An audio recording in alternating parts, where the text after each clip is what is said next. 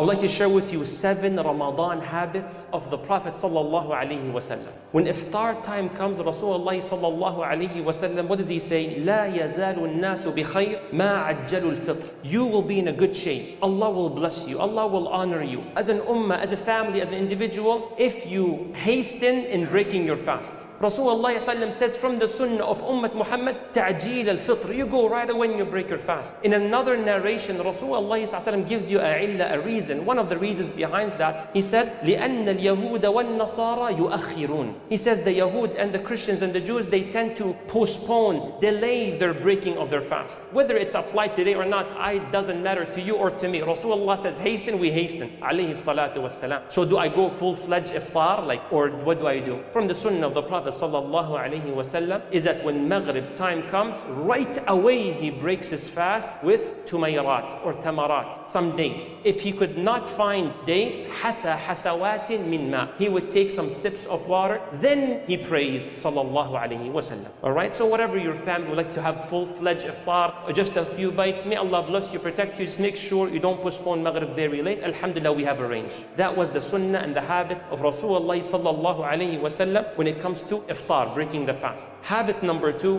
which is dua. Dua, and specifically at iftar time. We have 2 for you. One general and one specific. Dhikr muqayyad, which is Rasulullah ﷺ saying, ذهب الظمأ. The thirst is gone. So he eats, he drinks, then he says, ذهب الظمأ. The thirst is gone. وابتلت العروق. And the veins are moist. وَثَبَتَ الْأَجْرُ إِنْ شَاءَ اللَّهِ. And the reward is guaranteed by the will of Allah. This was Rasulullah's dua, one of them that he says at iftar time. He appreciates the ni'mah. I have food, I have drink, alhamdulillah. Then look at his attitude. We should be like that, inshallah. Then he says, وَثَبَتَ الْأَجْرُ. He's optimistic. I worked hard, I sacrificed hours of sweat in the heat of the sun. I'm optimistic. That's the mu'min. I worked hard. أنا متفائل. ثبت الأجر إن شاء الله. That's the attitude of the believer. May Allah make us of that category. Ameen ya Rabbil Alameen. Then the other type of dua, ready for this? Rasulullah sallallahu alayhi wa sallam says, now habit number 2, dua. ثَلَاثَةٌ لَا تُرَدُّ دَعْوَتُهُم. 3 groups of people, their dua is never rejected. Allahu Akbar. One of them was صَائِمُ حَتَّى يُفْطِرُ. The one who's fasting until they break their fast. The question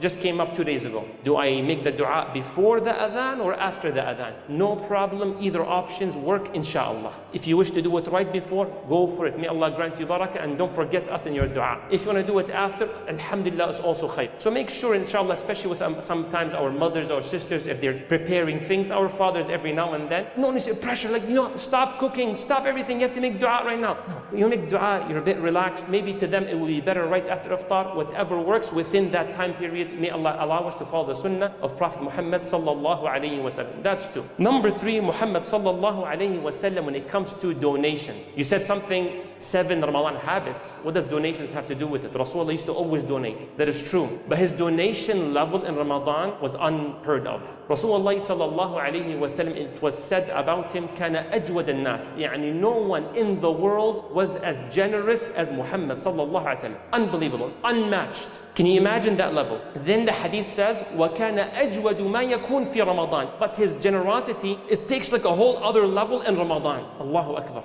So as good as he was throughout the year, in Ramadan, he took it to the next level. So now, inshallah, my suggestion, and this is not from the sunnah, is to actually withdraw some cash. I know you have debit cards, credit cards, all the good stuff, Venmo, Zelle, all the good stuff, but having cash sometimes very quick and accessible. And sometimes, oh, I wish I had this. And it says another hadith, very interesting. كَالرِّيحِ الْمُرْسَلَةِ. He was like the very quick wind. And one of the meanings of his generosity being like the wind does not go in like one direction, only this way. No, the wind goes this way, goes a little bit this way. So one of the meanings of it is that he serves in all good causes. Alayhi salatu wassalam. So once again, may Allah allow us to follow the footsteps of the Prophet sallallahu alayhi wasallam. We spoke about his iftar, we spoke about dua at iftar, and now we spoke about donation. Number 4 out of 7, brothers and sisters, is his Qur'an recitation. Qur'an recitation. In the authentic narration, Rasulullah sallallahu alayhi wasallam, it was said about him, وَكَانَ يُدَارِسُهُ جِبْرِيل. Jibreel alayhi salam used to come to the Prophet sallallahu alaihi wasallam, يدارسه ويراجع معه القرآن وذلك كل ليلة. Every single night, Jibreel comes, reviews the Qur'an at night time. And what does review the Qur'an? Looking into the meaning and the tafsir of the hadith, it says he used to review his memorization of it. That's one of the meanings, al-hifz. And the question comes, brother, in Ramadan, do I read more? Well, do I contemplate more? And there's a big discussion. Kullu khair, inshallah. But you notice that at the bare minimum, make sure that you read and you read and you read as much as you possibly can. You want to add to that tafsir, look at a surah today, inshallah. This year, Ramadan, I'm going to focus very much on Juz' Amma as in understanding it. Great. But don't let that stop you from reading the Quran. Because many of the narrations of the, let's say, Sahaba, ulama, it was like how frequently they read the Quran. So may Allah grant us understanding of the Quran and application of it. Ameen Rabbil Alameen. And your Quran in Ramadan is one of the most important things, because what made Ramadan special was the Quran.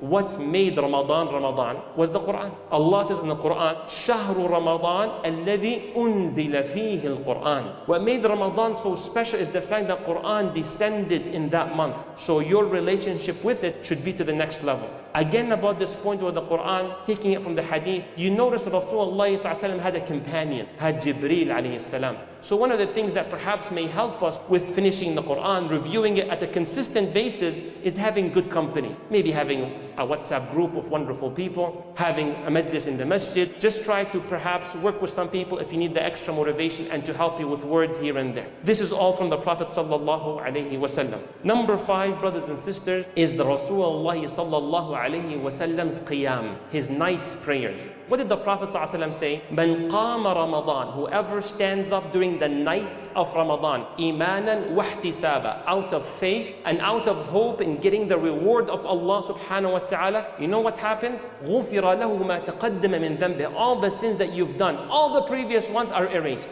What should you do? Don't miss a single night in Ramadan. May Allah make it possible for all of us, Ya Rabbi. And Allah is capable of fulfilling this dua every night. Tayyib, brother, give us some tips that Rasulullah advised us to be able to fulfill this. Ready? قال رسول الله صلى الله عليه وسلم إنه من قام مع الإمام حتى ينصرف كتب له قيام ليلة. Rasulullah, some people want to wonder about Taraweeh and how it was established. There's a lot of detail which we will not get into right now. But Rasulullah did establish a congregation, Jama'at Qiyam-ul-Layl, in his masjid in Medina. And there were nights that he did not do it. So one time it was brought to the Prophet's attention, if we can pray longer, right? More and more. Because when they want to get the reward of Qiyam-ul-Layl. Look what the Prophet said. Whoever prays Jama'ah at night, in our situation like Taraweeh, and leaves when the Imam is done, kutibat lahu qiyamul. You got that check, you fulfilled the night prayers, done. 1 down, 29 left, inshallah. Right? And I'll be very honest with you, I hope this was made clear, because when I heard this hadith, I thought, and I was a lot younger, I thought when the Imam is done, hatta yansarif means when the Imam leaves. So I actually used to wait in the lobby of the masjid after Taraweeh until the Imam goes back to his car. May Allah forgive us and grant us guidance, Ya Rabbi. What it meant is that when he's done with the salah, then you can go ahead and Qiyam-ul-Layl is written for you. May Allah make it possible for all of us. Ameen Rabbil Alameen. The 6th one, Suhoor. Suhoor. I know people have different styles, different schedules and so on. But let me tell you the Rasulullah's habit and sunnah when it comes to Suhoor. 2 hadith. Number 1, Rasulullah sallallahu alayhi wa sallam says, تَسَحَّرُوا فَإِنَّ فِي السَّحُورِ بَرَكَةً. He says, make sure you have Suhoor. Suhoor is the meal right before Fajr, at the Suhoor time. Waqt al-Suhoor. Even if it was a little bit, because there's barakah. There's barakah. And when Rasulullah says barakah, what does barakah mean? Okay, you drank some water. Generally speaking, when you drink water, for example, it makes you not thirsty, for example, for 3 hours. If you drink water, it will not make you thirsty for 3 hours. For example, if Allah were to put barakah in that water, you will go for 6 hours without being thirsty.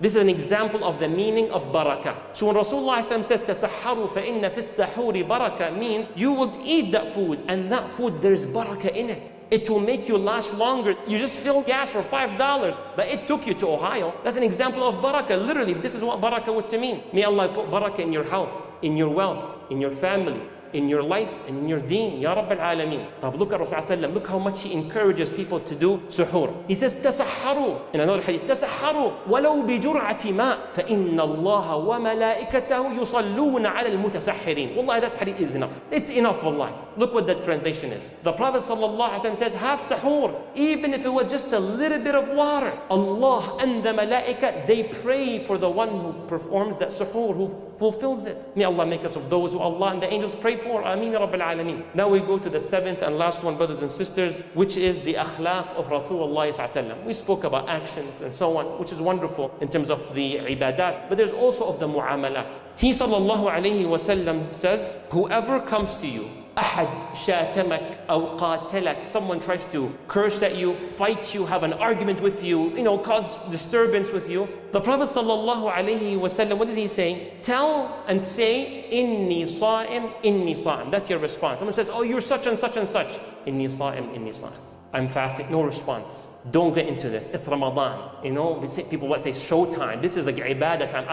I don't have time for arguing and fighting. Inni sa'im, inni sa'im. This was the akhlaq of Rasulullah sallallahu alayhi wasallam. 7 Ramadan habits of the Prophet that I pray to Allah to allow you and I to be able to fulfill them. Ameen Rabbil Alameen.